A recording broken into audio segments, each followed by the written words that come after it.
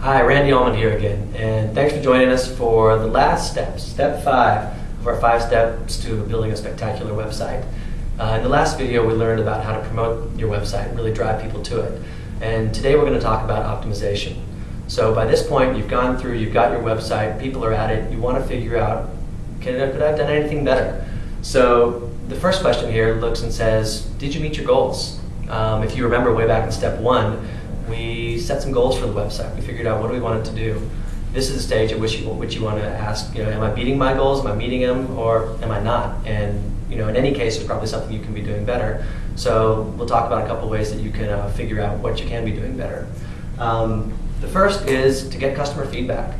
So whatever your business is, you're probably talking to your customers in a variety of ways. Ask them. Ask them, how did you hear about us? If they're willing to engage, you can ask them even more detailed questions. But even just figuring out, how many people mentioned the website will give you a good feel for how well your website is working.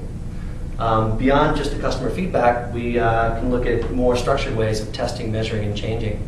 My key recommendation here is that you want to install is a strong word, but you want to add Google Analytics to your website. We have a tutorial about this on yola.com that can give you all the details. But what Google Analytics basically lets you do is it lets you figure out who's coming to your website. So it doesn't tell you exactly who their name is, but you can tell where they're coming from. And then once they're there, you can figure out what are they doing, what are they clicking on. And those clicks are an indication of interest.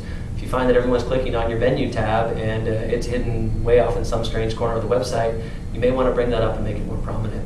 So look at some tools like that. You've got your customer feedback, and you've got your Google Analytics. And I think you'll find that there's always things that you can be changing and improving. And the great thing about a service like yola.com is it's really easy to make those changes. So don't be afraid to try them, see what works, and learn from it. So that pretty much wraps us up. That's the end of step 5. And I want to thank you for joining me all the way through this process. I hope you have great luck building your website.